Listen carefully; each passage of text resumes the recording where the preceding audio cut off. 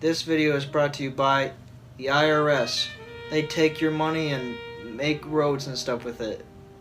Thanks, IRS. Hey guys, welcome back to another great episode of Jonah tries to make a video.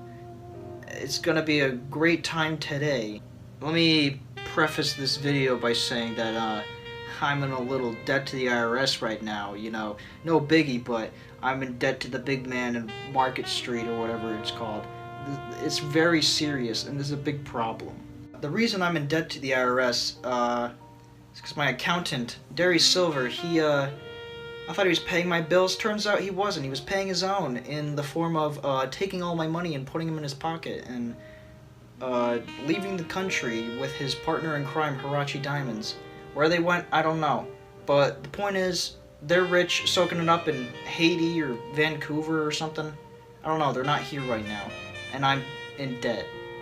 Because I haven't been paying my bills, the IRS got a little peeved. It's not tax month yet, but they saw that I haven't paid a single one of my taxes, so they came down and were like, hey man, what's up? I'm like, oh hey, Derry Silver and Hirachi Diamonds, they're at it again. They stole my money and now I can't pay you guys. And like, oh, don't worry, man. Here's the deal. If you can make a video on this poet named Stephen Crane, we'll just forget all your debt. It'll be like monetary compensation for you. I gotta make this video for the IRS, and I don't know, this seems like some new form of cruel and unusual punishment or something, but it's whatever. If I never have to pay bills again, that's fine. That was the deal, right? And bada bing, bada boom, here he is, Stephen Crane! There he is! Maybe, if this green screen even works.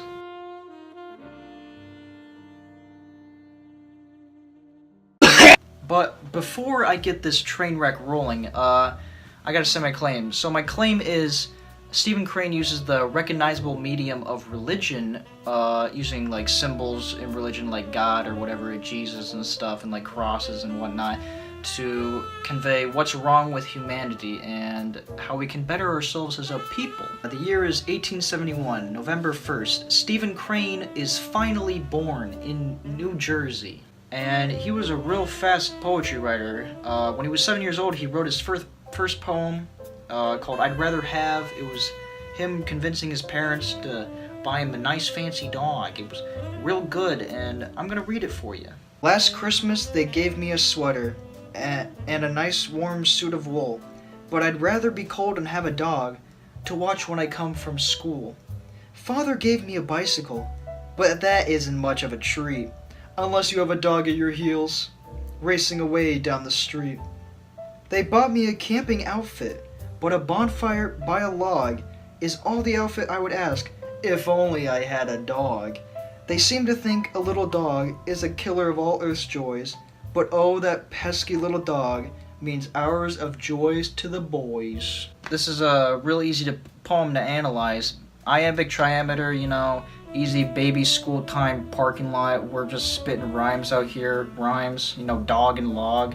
Like, wow, good job, Stephen Crane. What were you, 7 years old when you wrote this? This poem is pretty easy to analyze. You know, just some little baby boy asking for a dog for Christmas. What more could a boy ask for? This is the best poem he's ever made. After this poem and the death of his daddy-o, he spent the better half of his life writing poetry before he died at the hands of tuberculosis. Stephen Crane, more like Stephen in pain when he died of tuberculosis.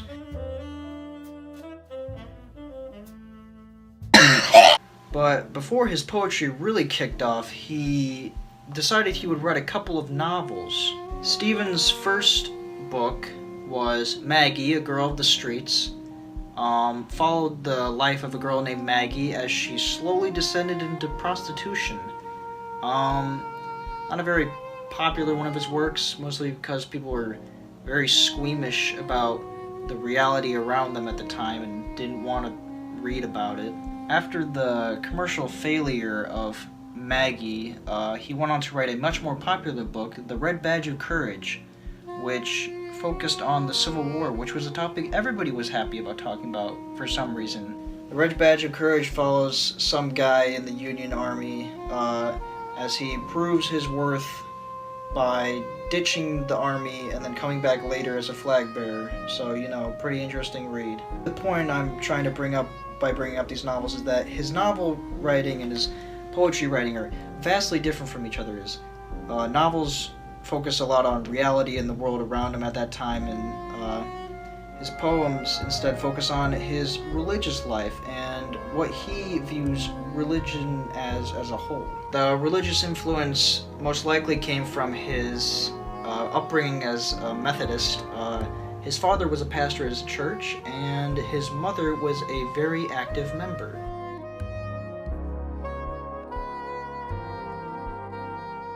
This guy liked Jesus. He liked Jesus a lot. He wanted to talk about him. He wanted to put his ideas out there on them. So I'm going to read A Man Went Before a Strange God, one of the examples of his many religious poems. A man went before a strange god, the god of many men, sadly wise, and the deity thundered loudly, fat with rage and puffing, "Kneel, mortal, and cringe, and grovel and do homage to my particularly sublime majesty." The man fled. Then the man went to another god, the god of his inner thoughts, and this one looked at him with soft eyes, lit with infinite comprehension, and said, "My poor child." This poem's saying there's two different gods. There's a god that's benevolent, and there's a god that's evil. Evil god doesn't like you, benevolent god, he likes you a lot. Maddie Gallo has a similar idea to my own.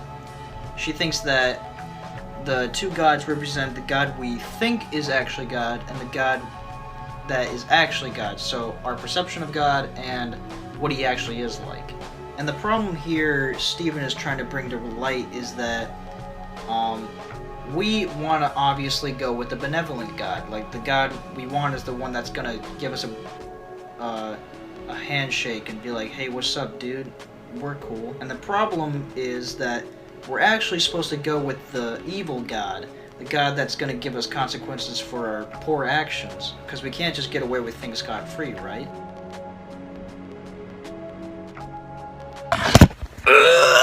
Another poem where Stephen demonstrates the problems with humanity with the use of religion is in the poem "I Stood Upon a High Place." I stood upon a high place and saw below many devils running, leaping, and carousing in sin. One looked up, grinning, and said, "Comrade!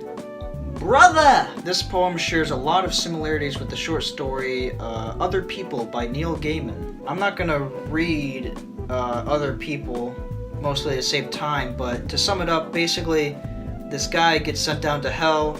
He meets the demon. The demon tortures him for millions of years, falls into a restless sleep. He wakes up, finds that the demon's gone, sees a new guy walk in, and finds out that he is actually the demon. He's become the demon. This is the big twist, everybody. The idea that both of these works tackle is that we are very similar to demons, not humans. We are humans. This idea is conveyed in I Stood Upon a High Place through the guy's up on this high place up here, as the poem suggests.